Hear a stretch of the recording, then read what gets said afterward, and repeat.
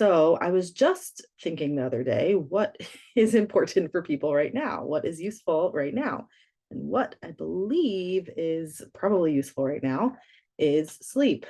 That is what I would guess, because that is what I would guess. So I hope that this talk will be helpful for people on sleeping in times of crisis, everything that I think you need to know about it. My name is Dr. Kobernick. I'm founder and director at the CBT DBT Center. So to provide some context for this class, I'm not affiliated with with anything other than what I've already shared. I'm just trying to fill a presumed need. I also assumed this would be a need, and I'm sharing a bit from my own personal struggles with sleep, which I think is, along the spectrum of whatever. And as you'll see in the class, why I believe it's also on the spectrum of whatever. So I just wanted to give some past context for struggles with sleep, and then my present struggles with sleep, which I think is a helpful frame. So in terms of past struggles with sleep, I have genetic insomnia in my family, multiple generations of insomnia that continue at IOM till today. So that and many family members struggle with insomnia. So I actually learned a lot about insomnia as a graduate student, and as part of my training. And I found what I learned was extremely helpful and actually resolved my own insomnia. And I'm going to explain as we go along how. And then I also, till today, sometimes, and I also don't think this is a big secret because I think anybody who interacts with me has some awareness that this is what's going on. I, till today, still struggle with sleep sometimes. However, it is different, my current struggle, than my past struggle. So I think this is going to be a helpful framework for just sharing some of the information. So that's what I'm trying to give over here. I'm sure I won't cover everything. I'm sure I'll offend somebody. Help me by using the Q&A. There's a chat box that you can send questions to. You can send it directly to me privately, or you can send it to the general chat. I will, Bezrat Hashem, leave time to answer questions. So, and asking questions is the only way that I can really make sure that what I'm speaking about is targeted to what you're looking for. And otherwise I'm guessing. So I have reason to believe what I'm saying is useful because, like I shared, I have my own struggles with sleep. And so I'm sharing based on that. And yeah, and so with that, that's my introduction. So I'm going to start with being a psychologist, because that's what I am. I'm a psychologist, and I like research and I like understanding theoretical models for why things work. So there's something called Spielman's model for insomnia. That's the basis for, a few different ways of understanding insomnia today. And I think it's a really useful model. So there's 3 parts to this model. There's precipitating factors. Those are the factors that that precipitate or come before anything else. So some things we are just born with that make us more likely to struggle with sleep. Some people, and I'm sure you know these people, they just fall asleep sitting up. They're tired and they fall asleep, and it's so nice for them, and we're so happy for those people. And that's really great. Some people just fall asleep and they have no problems with that at all. And some people struggle with sleep, and those people, which are not a small percentage, it's not like 0.5% of people struggle with this. Many people struggle with this. And those people have a biological sensitivity or propensity for struggling with insomnia. And those people are going to fall into this category with this baseline kind of issues with insomnia, which don't necessarily have to materialize into anything. In fact, you could go on your whole life with this biological sensitivity without ever struggling with sleep. Then comes along like a precipitant or something that sets off a sleep problem, something like, a war or anything like that, might set off, theoretically speaking, some sleep struggles. And it also could be several other things. It could also be the birth of a child. It could also be moving. It could also be changes in life stages. It could also be medical. It could be a medication shift. It could be so many different, or even just getting sick for a few days. When you're sick, you might rest more. You might stay in bed for a day, 2 days, and that can throw off your sleep. So many things can throw off our sleep. Those are precipitants. or precipitating factors. And that's this checkered area. And that's going to throw us off our sleep. Now, there is nothing wrong with that either. So there's nothing wrong with the first part, nothing wrong with the second part. The problem, and where we can actually do something, is the third part, which is the perpetuating factors, the things that keep the problem going. And that's where we really can do something. If you are born with a sensitivity to struggling with sleep, like you're just somebody who has a potential for struggling with sleep, you're born with that. Nothing you can do about that. And it doesn't need to impact your life at all. It's just there. It's all good. Not a problem. Precipitants, going to happen. They're going to happen probably many, many times. They will continue to keep happening. Nothing wrong with that either. The only thing that really is something wrong with it and something we can do something about is this section, the perpetuating factors. So just to put this in context for my experience, when I learned about this model and all the things that the perpetuating factors, the factors that help us perpetuate a problem with sleep, I shifted those factors and I stopped struggling with sleep. That said, I still have the biological predisposition, and I still am going to continue to hit precipitants that are going to throw off my sleep plenty of time, lots and lots of times. That's going to keep happening. And that's fine. That's fine, because I am going to not perpetuate my problem as best I can, and then I will get back to good sleep. So that's basically the context I want to bring you into in terms of that. There is a second issue that I wanted to bring up in terms of when I shared that I've had past struggles and I also have present struggles with sleep. The reason I wanted to share that is because what I just shared with you until now is about my past struggles with sleep that are not really any longer a problem for me. When I go into bed, I pretty much fall asleep within 2 to 5 minutes. And I pretty much stay asleep, and I stay asleep until I want to get out of bed. That's not an issue for me anymore. Whereas most of my life, I would go into bed and it would take me a very long time, like 1 to 2 hours to fall asleep. And I would wake up in the night and not be able to fall back asleep, or I would wake up before I wanted to wake up. Those are all aspects of insomnia. So those are all things that I experienced and that I no longer experience today. And I am fairly confident that they have everything to do with everything I'm about to share with you. So I hope that is optimistic and giving us hope. So there's all that good stuff. However, I want to bring up a second set of issues, which is something that I encountered when I started helping people with their sleep. I encountered that there's really a second set of people who don't have any of this. Actually, they just have poor time management skills. And that's also me, right? I also have, probably along with everybody else, don't always manage my time really well, which means I end up staying up late, or I just have things that I just choose not to go to sleep. And lots of people have that same issue as well. So I want to discuss that as well today. So I want to discuss both. I want to discuss what are these perpetuating factors that we don't have to stick around with, right? We don't have to perpetuate our problems, or perpetuate our insomnia problems or our struggles with sleep. And by the way, please don't get caught up on the term insomnia. I find a lot of people get caught up on terms. Don't get caught up on terms. If you struggle with sleep, you're in the right place. You're going to learn a lot today. If you don't struggle with sleep, I'm glad that you joined us, and I hope that you're able to share this information with somebody you love who does struggle with sleep. But there's also a second set of factors here that I'm trying to bring up, which is that sometimes we just choose not to do the things that will help us sleep. We choose just not even to go to sleep, and that is a separate set of problem. That's a separate problem, and I want to address that as well. Okay, so first of all, we are a community facing a crisis, and therefore we're hitting the edges of our emotional bandwidth. And that is, just to go back a second, that is a precipitant. So therefore, anybody with a biological propensity for struggles with sleep will likely be struggling with sleep right now. That is the likely thing to be happening. That is not strange. That is not unusual or concerning. That is normal.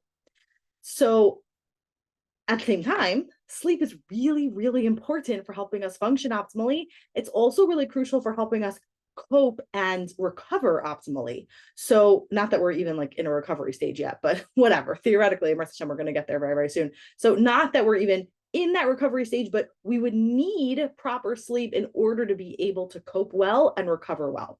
So therefore, we want to figure out how to sleep well, and it makes sense that we're not going to be sleeping well. So it makes sense that you might worry about getting adequate sleep. However, that can make it even harder to fall asleep. Lots of things can throw off our sleep, and crisis is just one of them. And once sleep has been thrown off, following what we're going to be discussing now can help us get our sleep back on track. So there's 4 elements to getting good quality sleep. So remember, now I just want to be clear again, we're now addressing how to get good quality sleep. We are not addressing now how to manage your time well to choose to go to sleep. So if you're struggling with choosing to go to sleep, that is a second problem that we're going to get to, but that's not what we're addressing now. We're addressing first is how to get good quality sleep. How do you get good quality sleep? You have to have 4 elements. These 4 elements are having adequate sleep drive at bedtime, following a consistent sleep-wake cycle, having low levels of physical arousal when sleep is attempted, and having low levels of mental arousal when sleep is attempted. So let's explain what that all means. Sleep drive is something that builds throughout the day. Let's say I typically sleep 10 to 6. How have I? So I'm awake from 6 in the morning until 10 at night. So that means I always get messed up on the math here. So that means I'm awake, building sleep drive for 16 hours. If I'm wrong, don't correct me. I'm building sleep drive for 16 hours. If I take a nap from 1 to 2, then I am only building sleep drive from 2 to 10, which is only 8 hours. That's half the amount of time. So I am going to have lower sleep drive when sleep is attempted. So therefore, it's going to make it harder to go to sleep. I want to have enough sleep drive at bedtime, and therefore I don't want to have daytime napping or waking up late. Both of those things are going to decrease my sleep drive, making it harder to fall asleep at night. Think about it like if you when you wake up late or take a nap on Shabbos, on Shabbat, then on Saturday night, there's a good chance that you might struggle with falling asleep.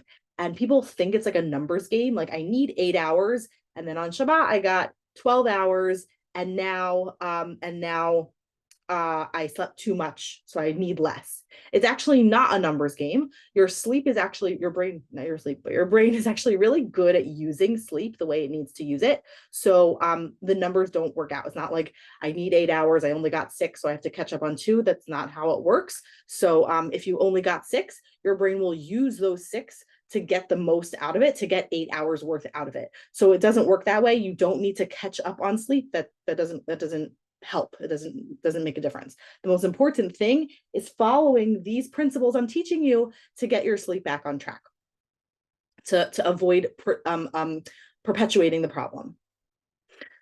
So therefore, we're going to try to promote adequate sleep drive by avoiding daytime napping and by not sleeping in. The next important factor is having a consistent sleep-wake schedule. So following a consistent sleep-wake schedule is going to actually capitalize on the body's natural clock, or also known as a circadian rhythm. So our bodies function in a circadian rhythm in many, and that impacts many different aspects of our functioning. For example, even our temperature, if you take our temperature at different parts of the day, our temperatures fluctuate on a 24-ish hour cycle. Even if you were to be, and there has been research done on this, even if you were to be locked in a cave with no sunlight and no access to a clock or a phone or anything, you would still function on this 24-hour cycle. So this cycle impacts many aspects of our health and functioning, but one of them is our sleep-wake schedule. When we are sleepy and when we are awake. And actually this affects so many different parts of our system. It actually affects like our stress levels and our energy levels, which will be different at different parts of the day. If somebody has an issue in an area of their health, let's say in their hormonal health or their thyroid health, for example, just as an example, many other aspects as well, you might actually have energy at different times of the day because that cycle is being thrown off. If you're not having enough access to sunlight, that's another reason why your schedule might get thrown off, because your body is not reading those signals. So you need to have enough signals and input to tell your circadian rhythm when it's time to be awake and when it's time to be asleep. So it lines everything up. So if you go to sleep too early or too late, or you wake up too early or too late, you throw off that cycle or that clock. And you don't teach your body what it needs to know. Getting up now the most important part of this is actually not the going to sleep part. It's really the getting up part. If you get up at the same time every day, even if you go to sleep late one night or go to sleep early one night, if you stick with the same wake up time, it will force your clock to keep working. Think about it. When you go to a different country, wherever you are, or a different side of the country, and you change time zones, what do?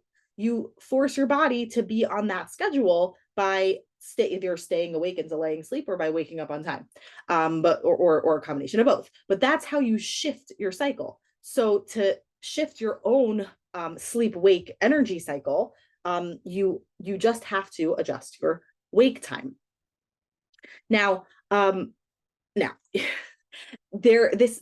question of when to go, how to set that schedule can be a really challenging question.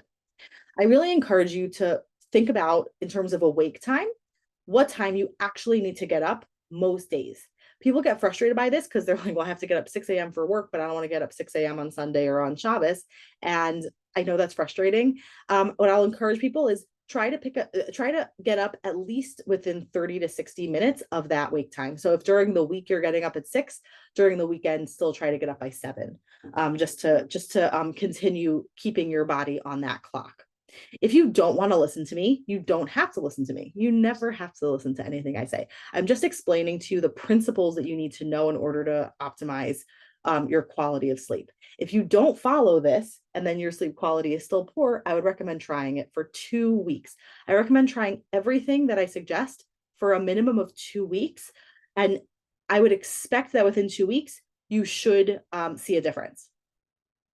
If you want to try not doing something because it's annoying or difficult, don't do it, but also pay attention to whether you're getting the kind of quality of sleep you want. High quality sleep is sleep that where there's under, I would say, 30 minutes of awake time in bed. So that means between the time of falling asleep, like from when you get in your bed until you leave your bed, how much time are you awake for? So that includes night awakenings, time it takes to fall asleep before you fall asleep, time it takes to fall asleep if there's a night awakening, and waking up early. Any of that time, you want it to be under half an hour to have really high quality sleep, which means that your body is optimally using your sleep.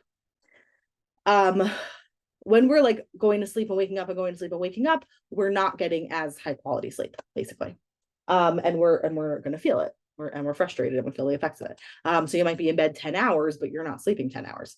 So, okay. So why was I talking about that? Because of promoting the natural clock and choosing a schedule. So yeah, so I suggest choosing a wake time that you need to choose for most of the days. And then the rest of the week, the days that you don't have to wake up that time, waking up within max an hour of that time, but not any more than that, because that will throw off that clock. How do you choose a sleep time, though? This is actually hugely critical. So let's say you've decided the time you have to wake up for work or school most days of the week is 6 o'clock in the morning. So you might think 10 o'clock would be the time to go to sleep because 8 hours is good. It's actually a very arbitrary number. There is not good, as far as I'm aware, science to back up that 8-hour claim. Different people, first of all, at different stages of life and different ages will need different amounts. The older we get, the less good we are, less effective or efficient we are at getting quality sleep. So therefore, we need more sleep when we're older. You notice older people might sleep more because they're just not as good at getting the kind of quality of sleep they're looking for, their body needs. Babies will sleep a lot because they go through really frequent sleep cycles, and they so that's poor quality sleep, and they just need more sleep. So sleep needs change throughout life. Somebody going through a medical situation or who's sick is going to need more sleep in order to rest the body and to use that rest time as part of their healing. So there's a lot of reasons why 8 hours would not be the exact right amount for every person. Additionally, people are just different, and we just have different sleep needs. So even within the same age range with the same health and functioning, there still might be nuances and differences. So therefore, how do we figure out how much time we need? Here is the trick of how to figure it out. So use the 2-week rule that I shared with you already. For 2 weeks, you want to keep a sleep diary.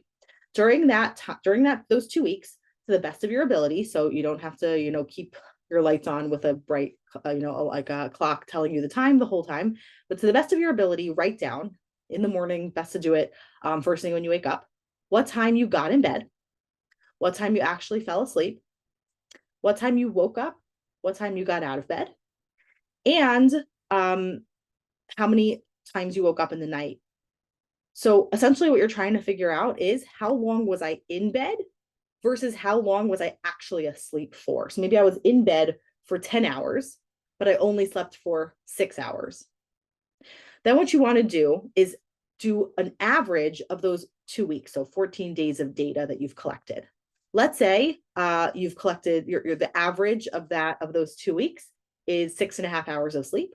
You can add 15 to 30 minutes onto it to give yourself a little buffer, because like I said in the beginning, we all will have some time in bed awake, so that's normal. So 15 to 30 minutes you can add to that. So you might end up with a 7-hour time in bed amount that you're looking for. So if your time to wake is 6, then your time to sleep would be 11, and you wouldn't want to get into bed before 11. Okay, so that's all about the consistent sleep-wake schedule and the circadian rhythm and following our own internal clocks and setting our own internal clocks and learning to adjust our own internal clocks. Because remember, our sleep is going to get perpetually thrown off by things, hopefully not by wars, but other things that might throw off our sleep. So now let's get to physical arousal, which I think is what people focus on the most. So I'll talk about this, but also talk about, the other aspects I think a little more will be important. So, okay, so physical arousal is really important in terms of sleep. We have to have low levels of physical arousal when sleep is attempted. This is very logical, right? I want to be relaxed and sleepy in order to go to sleep. That makes a lot of sense. So in order to do that, there's a few different things that can be helpful. The things that you might already have heard of are, keep your room dark, keep noise to a minimum, use a white noise machine.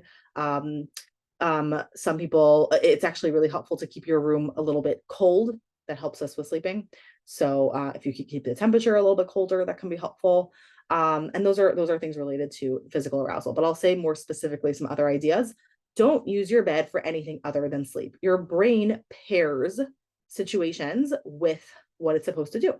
So if you sit in your bed during your day doing work or being on the phone or looking at social media or reading a book, I have a hard time with the reading the book part, but fine, do our best.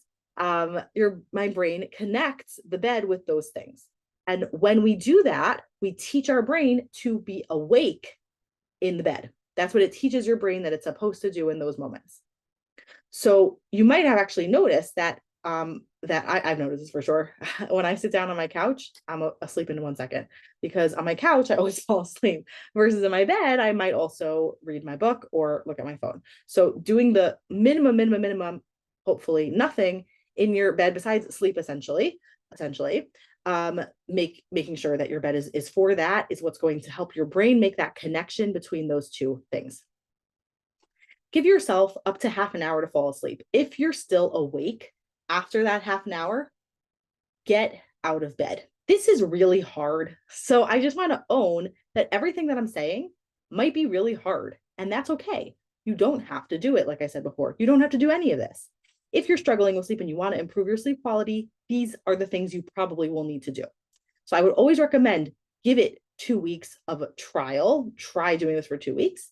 just to see, because it might really be something that you need to do.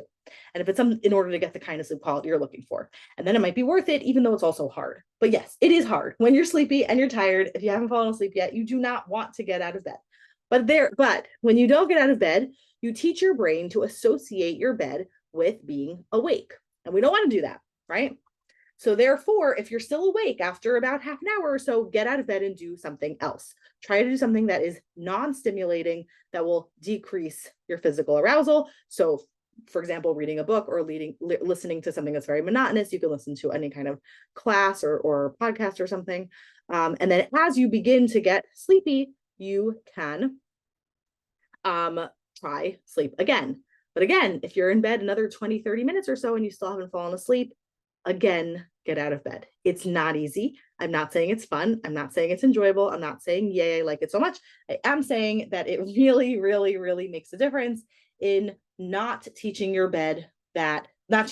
brain rather, that you want to be awake in your bed. You don't want to be awake in your bed. You can also decrease physically arousing stimuli. We started talking about this before, but avoiding foods closer to bedtime, like caffeine, alcohol, heavy, fatty, spicy meals, and even exercise late in the day, unless it's an exercise that's very relaxing, like some kind of of a stretching routine or something like that. I wouldn't recommend any stimulating exercise. Caffeine is really tricky. I would say even like 2 o'clock can be a good cutoff. That after 2 o'clock is probably not a great time to be having caffeine. Most people do have a little bit of like a slump around like 2, 3 o'clock in the afternoon. That's normal. That's related to how our cortisol levels move throughout the day. And that's normal. But like, let's think of other ideas of things that we can do, like getting sunshine is a great thing you can do at that time, getting some movement, getting cold water, potentially. But not caffeine. That one I would recommend. And then keep your sleeping area cold, dark, and quiet. Can help with that physical arousal aspect that we're looking for. Now, this is where a lot of us get really stuck. So I'm going to try to spend a nice little chunk of time on this. So mental arousal. Very often we're doing all the things. We've got the noise machine, we've got the we're not reading in bed, we're going to bed on time, we're doing all the things, but our mind is racing and racing and racing and doing all the things that we don't want it to be doing when we're trying to go to sleep. In order to go to sleep, just like we need to have low levels of physical arousal, we also need to have low levels of mental arousal. So some points that can be helpful. Do not catastrophize. And this is one I find to be really, really useful. People tend to get really stuck on worrying about sleep. So I'm not sleeping. I need to be sleeping. I'm gonna have a terrible day tomorrow because I'm not sleeping. This is useless. This isn't working. It's never gonna get better. I can't, right? Or thinking about other random things like state of the world, right? I find myself doing that a lot lately, late at night, all of a sudden I'm like, oh my gosh, the state of the world is crazy. How are we going to start? This is crazy. How am I this? And my mind goes all over places. And that is, so I'm identifying two different types of catastrophizing. There's catastrophizing about anything, and then there's catastrophizing about sleep. What I find really helpful is to label all of this middle of the night thinking. And you have to commit yourself that middle of the night thinking is not useful thinking. And that even if you were to come up with the cure for cancer, you would let it go because it's middle of the night thinking. And commit yourself to that. And if you're committed to that, then you're really buffering yourself against this normal way of thinking that shows up late at night. So what can you do instead? If you're catastrophizing about sleeping, about not sleeping, remind yourself that all you're aiming to do is rest. And as long as you're resting, you're doing a great job and you're doing a wonderful thing for yourself. And that's great. Remind yourself of that. Even if sleep doesn't happen, I am resting myself now. I used this for a very long time and it was really, really helpful for me. It hasn't been relevant for me for a few years now, but I definitely remember using this line to myself of, I am resting now. I am doing exactly what my body needs it to do. I am giving myself everything I need. And just reminding yourself of that can be super useful. Sell yourself on the idea that staying awake is not a catastrophe. We might stay awake. And I find it really helpful to just remember that you could have a terrible day tomorrow and sleep great tonight. You could not sleep at all tonight and have a great day tomorrow. Who knows? So just sell yourself on the idea that staying awake not a catastrophe. Totally not. It might be, but it might not also not be. And you might sleep and still have a terrible day tomorrow. So it's not a catastrophe. And again, remind yourself and catch yourself that that middle of the night thinking is middle of the night thinking, and that you'll deal with it in the morning. One thing that can be helpful for that, in terms of that middle of the night thinking, can be kind of like wrapping up your day. One thing I find useful in terms of that is looking over my calendar for the next day, before I like wrap up for my day. So I wrap up on like what did I not like what did I accomplish today, what did I not accomplish today, and therefore and looking at where is it going to happen tomorrow helps me to kind of like locate myself so that when that stuff comes up in the middle of the night, I can remember we dealt with this already. When we were when we were when we were functioning more optimally, we dealt with this. So now we're in middle of the night thinking, not useful, don't need to go there. We're not entertaining it, right? Okay. So that's a useful thing you can do, is kind of like close up shop on your way on the day. Something you can do for that is I just shared how I do that. I look over my to-do list from that day, and I set up my calendar for the next day. But another thing that some people like to do is just take a plain piece of paper, mark it down the middle, write down some worries on your mind. And I try to encourage people to do this like at least an hour or two before they plan to go to sleep. So it's not as present. If you're doing it right before you're going to sleep, that's like a little present on your mind. But you can write down the worries that are on your mind and kind of the steps you're taking to deal with those in the second column, and fold that paper in half and put it on your desk. Other nice things that you can do are like journaling about your day, or doing a gratitude practice or a gratitude journal, can all be useful. A mindfulness practice can be really helpful to kind of like mentally close up shop. There's a really nice mindfulness practice. It's on our website. If you go on our website, the cbtdbtcenter.com, go, I think it's called resources, or videos, something like that. There's a bunch of videos from YouTube. You can also Google it. It's a Headspace video, and it shows basically like light bulbs throughout the person's body, and they like the light bulbs all just like go off throughout their body. I find it a really nice visual for kind of like closing up my body. So that I think is another nice way of kind of mentally closing down.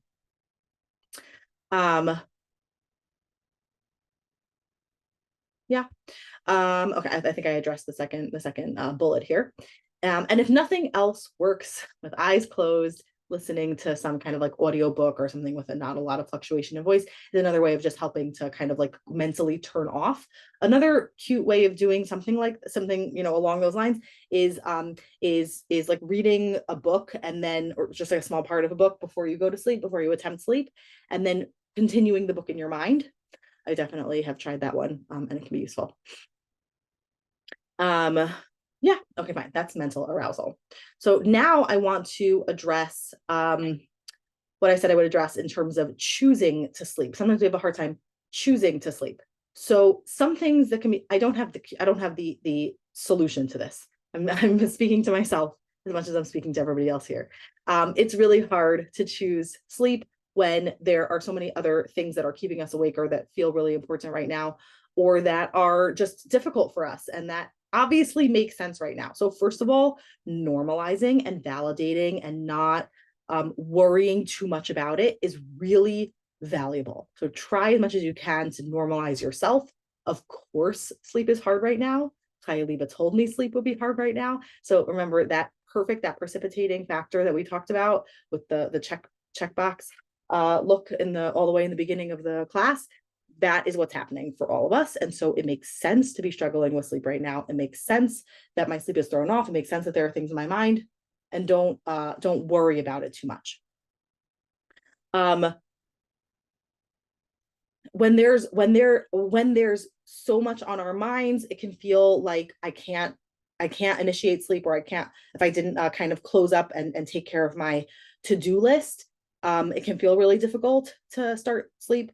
Some things that can be helpful is, first of all, remember just understanding the value and importance of sleep. So I explained this earlier on, that that sleep is basically like your bread and butter for being able to do anything else. So in order for you to be able to cope well, you need to have adequate sleep. In order for you to be able to respond and recover, you need to have adequate sleep. You might not have that, and that will just make things harder, and you will survive, and that will be okay. And you want to try to set yourself up for success by trying to have good quality sleep.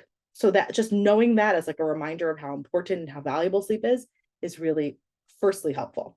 The second thing I find can be really helpful is setting up a plan for sleep to happen. Sometimes if we don't plan for sleep to happen, we just fall into not sleeping. Like this thing happens, this thing happens, this thing happens, and it doesn't, it just kind of snowballs.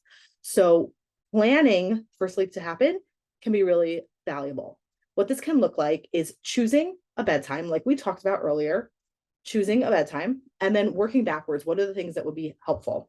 So something that can be really helpful in terms of both physical and mental arousal around sleep, and and also in terms of in terms of getting ourselves to sleep when there's like stuff on our minds and we're just having a hard time initiating sleep in the first place, is having a little bit of a bedtime routine. So we think of bedtime routine as things that kids do, but really all of us respond well to some kind of like, this is what's happening now. It's kind of orienting our brains to what's happening right now. So a bedtime routine could be, like I mentioned, it could be doing that worry time, or like writing down our worries. It could be doing a gratitude journal or a mindfulness practice. It could be having a tea. It could be writing down our going over our to-do list. It could be just getting in pajamas, washing your teeth, reading a book for a little bit can be a nice end of day practice. Setting up your schedule for the next day can be a nice end of day practice. And things that like kind of prompt sleep in your brain, like how do I know that sleep is coming? And then doing those things helps kind of set the stage for our brains to start moving towards sleep. So set in your schedule, when am I going to sleep? Let's say I'm going to sleep at 11, and then work backwards. So maybe I want to start my bedtime routine already at 10. And maybe part of that is 10 o'clock doing a review of the day, then journaling for a little bit, then reading a book, then having that tea, then changing in pajamas, washing face, brushing teeth, and listening to some music or listening to a class, whatever it is. And then that's kind of your routine. Write it out, plan for it. Then also plan backwards from that. What has to happen in order for me to start my bedtime routine at 10? What has to happen in order for that to happen? So let's set the stage for sleep to happen and to be realistic. Because if we don't set it, then the day can kind of just keep going. And we can always do a little more. We can always worry a little more. We can always say a little more to him. All those things are totally reasonable and expected and normal, and not setting ourselves up for getting proper sleep. And like I was saying, just also sitting with the value of getting adequate sleep can be a motivator also. Yeah, just remembering like how important it is to have good quality sleep in terms of setting ourselves up to be functioning optimally can be really valuable as well. Some other quick tips of things that can be useful: having a light snack if you're having trouble falling asleep, or in the time towards going to sleep, can be helpful. Activating, so here are some ideas also that help in terms of physical arousal. You can do something called activating the dive reflex. It's a reflex that we all have, and it actually activates opposite of the fight or flight system. The fight or flight system is what is very activating in order to protect us from danger. At nighttime, we don't want to be trying to protect ourselves from danger. It makes sense that your body might be doing that right now. If you're thinking about danger throughout the day, then it makes sense that your body might be prepared to respond to danger, and it might be in a more active state that's not really conducive for sleeping. So in order to promote sleep, you might want to do things that help get out of the fight or flight system and into the opposite system, which is called the rest and digest system. So the dive reflex is one way of doing that. And the way that you activate the dive reflex is by convincing your body that you are diving into cold water. There's also actually really good research on doing this regularly, on being in cold water regularly. So I do recommend this as like a regular practice also, but particularly in terms of the dive reflex, what you want to be doing is 4 parts. You want to make sure that cold gets under your eyes over here with your head tilted down while holding your breath. If you have all 4 parts of that, you're telling your brain we're diving into cold water, and that activates this rest and digest system. That's pretty useful. You can do it 3 times in a row. A note, this will lower your heart rate. So if there's any concerns about lowering your heart rate, please be careful and mindful of this because it will do that. You can also practice something called progressive muscle relaxation. I don't find progressive muscle relaxation to be like life shattering or like, anything like really marvelous, but it is really helpful in terms of sleep because it's a way of physiologically calming down the body. It's a great thing to do in bed. It's actually a great idea of a thing to do with kids. Find it really helpful. So what you want to do is go through your body and tense and release each part of your body. On the release, your body tends to be more relaxed. So you can do this, and you can do this if you're doing this with a child. I would make it really silly, and show them how you're tightening and releasing every part of your body. But you can actually do this with nobody knowing. You can do this under your table, with nobody being aware, or under your covers with nobody being aware. They're tensing and releasing your muscles. But with a kid, I might show them that I'm doing this even in my face, like and releasing. And that can physically relax the body. You can also slow down your breath to a particular count. So we're so bombarded with information on how to relax, I think, these days. So I'm assuming most people have heard of some version of a way to breathe for relaxation. I like to point out that what all you need to know in terms of a breathing technique is longer, slower out breaths. That's a good way of activating, of moving to the rest and digest system, like we were talking about earlier. So any type of breathing that you like to do, as long as you're having longer, slower out breaths, I'm happy. So, but a way you can do that is by choosing a count to breathe to. So something, let's say like 4 in and 6 out might be a great way to do it. And you can count in your head. I'm breathing in, 2, 3, 4, and out, 2, 3, 4, 6.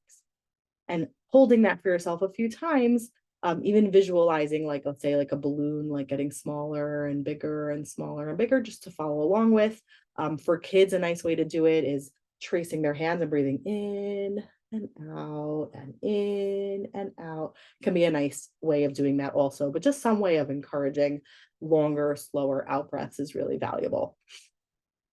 For kids, a nice idea also is putting like a doll or something on their stomach so they can watch the doll move with their breath. Can be a little bit helpful of just kind of physically connecting with where your breath is. Do not sleep with your phone. Screens are really awful for your brain and really awful for your sleep and for your initiation of sleep and for your physical arousal. So forget about your mental arousal, forget about it. That's just obviously not going to be helpful in terms of that, but for sure in terms of your physical arousal as well. So that's why I'm not going to be a huge fan of that. So if you can keep it away from the bed, or even better, outside of the room, that is a wonderful idea, but for sure away from the bed is really, really helpful. So some mentions on kids, if you're trying to help a child or a baby or a child with going to sleep, the number one thing I see as an issue is accommodation of dysfunctional sleep habits. So all the 4 elements we talked about today are all about like effective or what supports healthy sleep. And if parents are in any way supporting unhelpful habits around sleep, then yeah, you're going to have a kid who's struggling with sleep. Now, first of all, it makes sense that many kids will be struggling right now with their sleep because there might be things that they're feeling really, really not mentally relaxed about, that they might be feeling really mentally aroused about. And that might be particularly on their minds as they're trying to go to sleep. So it makes sense, and we can really normalize that, how normal and how logical it is that we might be struggling with sleep right now, and how many adults are probably struggling with sleep right now, and how it's, of course, we're struggling with sleep, and also not accommodating for dysfunctional sleep behavior. So one example is that the kid, let's say, is not going in bed or staying in bed, and the parents continue arguing with them about it or negotiating with them about it, is they're continuing to engage with the child. So what can be really valuable is saying, okay, this is the time that's bedtime. Let's say whatever, 8 o'clock. And after 8 o'clock, and you do a bedtime routine, you do all the useful, important things. You discuss with them how normal it is to have a hard time with sleeping, and that you're here and you love them and everything's okay. And you answer whatever questions they have, and it's all good. It's all, we've got all that stuff going. And then they continue to get out of bed. At that point, you say, okay, now it's after sleep time, so we're not talking anymore. And at that point, you treat the child as if they are sleeping. As best, and as obviously as best you can, but really, really, really sticking with it is going to be really valuable. So we're not accommodating dysfunctional sleep or ineffective sleeping related behaviors. If a child chooses to, like, let's say, read in bed, you can say, like, we're not supportive of that. That's not going to be helpful in terms of promoting good sleep. Yeah, things like that. That's helpful. But definitely, if anything I'm saying is not clear, please put it in the chat box. We're going to start answering questions soon. Trying to keep up with routine as best as possible is hugely, hugely valuable. It can be really, really hard. And you can also just normalize for yourself how hard it can be and how normal it is to not be on schedule, and gently moving towards routine. So on the one hand, not having expectations that I'm going to be in routine immediately, but also definitely making intentional efforts to moving towards routine is really important. And part of this, by the way, especially with kids, is making sure that they wake up on time. Kids, you can really easily fall into letting them sleep in the morning, and it's really, really, really not helpful for them. So even if your child doesn't have school right now or has a staggered school schedule or something like that, really encouraging normal routine, while also normalizing how hard that is, while also being gentle with getting towards routine, is really, really important. It's also really important to answer your child's questions. They have questions. If they're anxious, they have even more questions. You don't have to consistently reassure them. If you've answered the question, you don't have to repeatedly remind them that everything's okay. You can say, we talked about this already. You know the answer. You can kind of remind them and ground them in that. But definitely, yes, answering questions. If you don't know the answer, saying, I don't know, I'm going to find out. If you don't know how to answer it because you don't know how to address it at your child's level, say, I don't know, I'm going to find out. And then email me. I'm kidding, but find out from somebody who can help you out with it. Okay, questions, thoughts, hopes, dreams, wishes, aspirations, unresolved inner conflicts. I'm going to stop sharing screen. And I'm looking for questions in the chat box. I don't see questions in the chat box. Anybody have questions for us? By for us, I mean me. It's just me answering questions. I'm not that scary. You can also send it on Instagram for those who are on Instagram.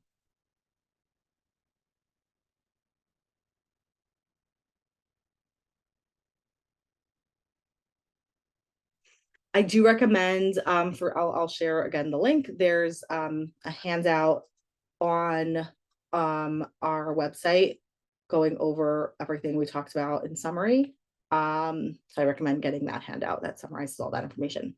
Okay, somebody asked a question. They suffer with insomnia and found that watching something funny does help. How does it make sense if screens are considered unhelpful? That's a great question. So I would actually guess that the reason that's helpful is because it's actually mentally, like it's promoting low levels of mental arousal. The reason it's doing that is because for you, high levels of mental arousal are probably related to, let's say, something like anxiety or worrying. And when you're watching something funny, that takes your brain off of that worry and it allows you to kind of let your brain chill out. So it's actually, even though there's the screens element, it is promoting lower levels of mental arousal. So that's probably the reason why it's helping. I would just stay mindful of it. If it's working now, great. If at any, and this is the important thing with and I said this a few times today, don't do anything I say that's too hard and be mad at me about it. Don't do it, or do it for 2 weeks and see if it makes a difference. If it's working now, do it. If you ever are struggling again in the future, try knocking it out and see if it works. But you might need to replace it with something else. I have a couple books that make me laugh so hard, and I save them for times when I need them. So I do recommend having something like that. It can be really helpful. Okay. Also, by the way, you can do things with your phone to make your phone not use certain light. Like you can have like glasses that have like blue light blockers. You can get like your screen to be like black and white or like good for at night. I don't know exactly the terms, but there are things that can make the phone less physically arousing. So that can be helpful. Although it certainly is physically arousing regardless, but it can be less. Okay, more questions. So somebody shared that they experienced a break-in last year, and since then they're afraid when alone at night with their kids. This happens frequently since their spouse is sometimes away. What can they do to be less afraid? And they feel they need to be up to protect their kids. I definitely can relate. I think anybody living in Israel is experiencing some level of that right now. And I think that's just totally normal and expected. I think the fact that you experience that means that it makes sense that you're going to feel that way. First of all, if you can get therapy to help you with the anxiety around this, like all the better for you. I think that would only be helpful. If you can't or you don't want to do that, there are things that you can do for yourself to decrease your own anxiety around it. What you want to basically do is be alone at night without your spouse and alone with your kids, and repeat to yourself, I'm alone with my kids in the dark at night. If something bad were to happen, I probably wouldn't be able to save us. That would stink. And it probably won't happen. And even if it did, I would do my best, whatever happens. Me being up is not making anything any better. The likelihood of this happening is extremely low. And I usually point out to people, like, your likelihood of getting into a car accident is probably higher than anything you're worried about. But yes, you have to sit in that. The scary things we're worried about might happen. That stinks. I hate that. And I have to sit in awareness of that instead of like trying to kind of force it out. That keeps us afraid, that keeps our anxiety levels high. Instead, sitting in, this might happen. That would stink. It probably won't. Even if it did, I would do my best to handle it as best as possible. My likelihood of dying in a car accident are higher. That's a little tongue in cheek. It's not super nice that I give that example, but I do find it a helpful example just in terms of putting in perspective, because most of us do feel comfortable getting in a car, even though we have all these other worries. So I do find that important.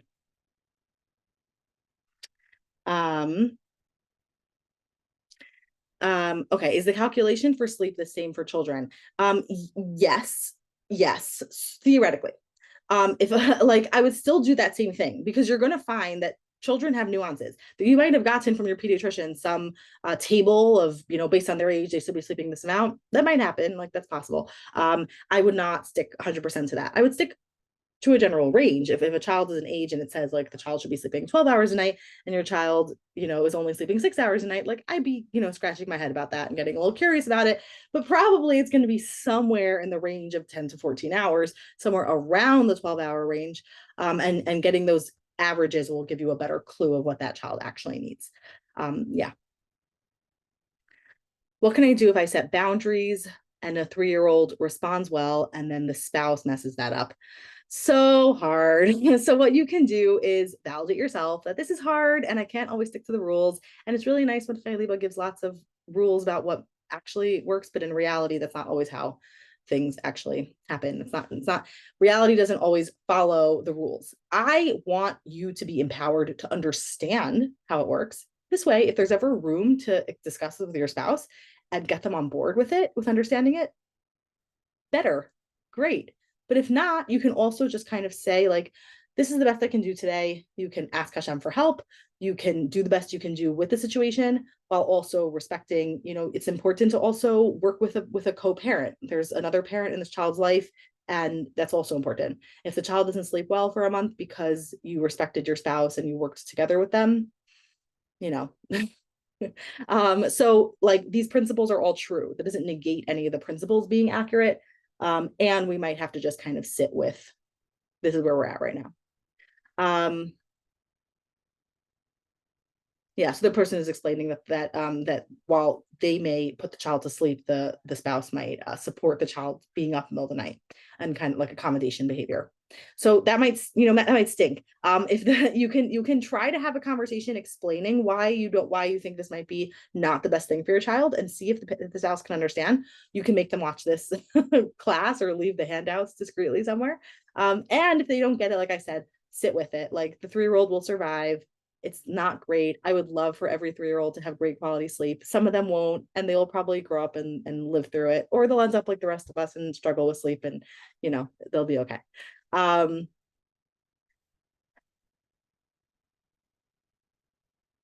What are some ways our family can work on sleep challenges together with kids ages 2 to 17? Okay, so first of all, picking routine. I know it sounds like I'm not talking about sleep now, but picking routine for the family is really, really valuable. So if there's like one night a week that we play a game, we always eat dinner at this time. We do homework together or whatever, everyone is doing homework between this time and this time. Those kinds of routines are really helpful. A morning routine is also really helpful. Like everybody is up by this time about, this is where breakfast is. This is where food prep is, lunch prep is, everybody's, things for the day are prepared, ready to go in this place, whatever it is, any kind of like morning routine stuff is going to be helpful. In terms of what else can be helpful, in terms of like working together as a family on sleep things, I would maybe like picking a bedtime routine can also be a cute way to work on this as a family. Like what are things that we can do together as a family to move towards sleep? So maybe a gratitude practice together before the first person goes to sleep, or a mindfulness practice all together can be a nice way of kind of like, we're moving into the sleep zone. This is what's like, we're on the way towards the end of the day. So even if not everyone's going to sleep at whatever, if the first person is going to sleep at that time, starting, doing that thing then, and then everyone moving towards that. What are other things that you could do aligned with that? I do think a family wake up time, for most families that can work, that like everybody kind of wakes up at the same time. For most families that can be really helpful. If there's like one or two people who are not getting up that time, it can kind of be like not, like it's fine, it's totally fine, but it just helps with the routine a little more when we're all kind of doing that together. So I think that's getting at your question there. Yeah, so those are some ideas I have. But I think also sharing the normalization also of like, this is a hard time, lots of people are going to have a hard time with sleep right now. Let's see, like we could also normalize that it's going to be hard, but also seeing what we can do to promote healthy sleep. Okay, nighttime panic attacks makes anxiety worse. What's the cure for that? And what's the take on sleep medication? Okay, two different questions. Nighttime panic attacks. So, okay, here's the deal with nighttime panic attacks. A nighttime panic attack, from my understanding, is panic attacks are happening for people when the body is more vulnerable to a panic attack for whatever reason. Some people, actually a large amount of people, start experiencing panic attacks or experience more panic attacks around menopause. That's not unusual, which is just to me so explicitly hinting to how much panic attacks are connected to our physiology. So as much as people assume that they're connected to our mental health, they're very much connected to how we're feeling physically. So when you're sleeping, your body is relaxed. If you wake up in the middle of the night into a panic attack, it's because your body was slipping from that more relaxed state straight into that sensation. So your body's connecting the more relaxed state with panic attack. So, or with it's connected those. Like I was talking before about connecting your bed with being awake. So your body is connecting being relaxed and asleep with panic. So your brain rather is connecting those two things. So the most important thing you can do is not care. There's nothing dangerous about a panic attack. It's unpleasant, but it's not going to harm you. It's perfectly normal. Many people have panic attacks. It doesn't mean anything. So as much as you can normalize the panic attack, the less it's going to show up. Because you're basically teaching your brain that like this is not actually a dangerous situation. This is totally fine. It still will probably show up sometimes because that physiological element, but the more that you can get your brain on board with, okay, this is going to happen sometimes, I don't have to worry about it too much, the more that you're going to make it less likely that you'll fall into a panic attack. So that I think is the most important part you need to know. The second thing I would recommend is, in terms of insomnia, I would try to then go do something that is physically relaxing. So doing the dive reflex, like dunking your face in cold water, doing the paced breathing, the progressive muscle relaxation, listening to something monotonous, reading something funny and distracting, getting out of bed and just walking around the house for 3 minutes. Any of those things can be things that can help with just taking down the physical arousal post the panic attack, and then attempting sleep again. That's it. Okay, and what's your take on sleep medication? I am not a fan of sleep medication because think about the model we just talked about. The model we talked about is that we will continue for our whole lives having a biological predisposition to sleep problems. That's not going to change with sleep medication. Secondly, there are going to be things that are going to precipitate or throw us into a sleep, like a difficult time with sleep. That's also not going to change. You're going to continue having that throughout your life. If you respond to those two things with medication, you don't teach yourself the healthy habits that don't sustain the sleep problem. So what you do effectively is kind of override that and require your body to have the medication in order to initiate sleep. But you haven't learned how to actually initiate and have good quality sleep yourself. So, sleep medication is not going to be a permanent solution. It's not curing anything. It's not something you probably are going to be able to take every day at the same dose for the rest of your life to solve the same problem. Usually people will stop responding or need a change in the dosage at some point. And so it's not really a long-term plan. And so a much more effective long-term, and the medication is going to get in the way of you developing the skills to have the long-term plan, which is what everything we talked about today. So that's the reason why I'm not a big fan. The one time I could be a big fan is if it's very, very, very temporary, because this is somebody who doesn't have a biological propensity, who is having just something that's very acute or very right now, then yeah, this is going to help for the next week or then just the next 2 or 3 days. Fine, that's a totally different situation. But for most people who are having that biological predisposition, the precipitating factors that are just going to set us off throughout life, this is not going to be a good solution. Is the dive reflex safe for pregnant women? Yeah, definitely. There's no I mean, I know people will say mixed things about that, but there's no reason to believe that changing your heart rate would be a problem. Yeah, I mean, obviously ask your own medical provider. I take no responsibility. I am just saying that in terms of my own knowledge on pregnancy, I don't see any like pregnancy by itself is not a problem. What's a good self-dialogue for intrusive thoughts about the pain so many are experiencing? Yeah, so what I would tell you myself is that it's and acknowledging that this is super hard and I'm struggling with the same thing as everybody else. So what we're acknowledging here is that I am not going to be I am not going to accomplish anything, make hostages come back, end the war, save soldiers by staying awake. That's not going to happen. So I have to commit myself that my sleep is more important and more valuable than doing that. So what you can basically remind yourself is whatever I'm doing now in my head is middle of the night thinking. It's not useful, and I'm committed to working towards sleep.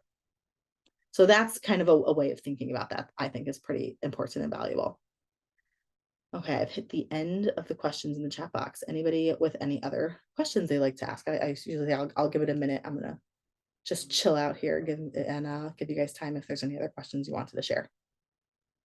Is it true that when it gets dark, anxious thoughts are also like nighttime thoughts?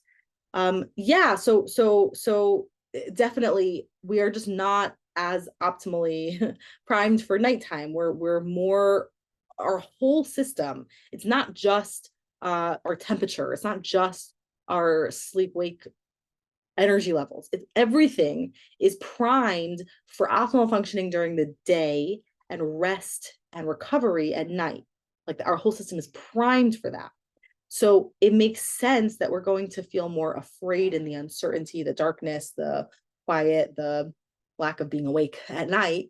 It makes sense that anxious thoughts are going to show up, and they're not useful. We're not going to be great. If I wake up in the at 10 o'clock in the morning, I have a thought, and I'm worrying, like, what's going to be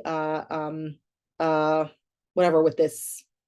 I don't know, this thing I'm struggling with, whatever it is, I'm going to much more likely be effective at problem solving around that then. I'm probably not going to be supremely effective at problem solving around anything at nighttime. So it makes sense that anxiety increases at night. It's not useful. And I don't need to entertain it, and I don't need to buy into it, and I don't need to do anything about it. I just need to stop buying into it or trying to or feeding it, essentially. Yeah. Well, thank you everybody who came. I hope this was helpful for people. I do plan to put this on our YouTube channel. You can find our YouTube channel by going on YouTube and then searching the CBT Center should come up with our logo, and a bunch of videos we put together. So this hopefully will be going on there in the next coming days. I also, like I said, I recommend going on our website for our handouts, summarize the topics talked about today, and I hope this was helpful. Yeah. Okay, take care.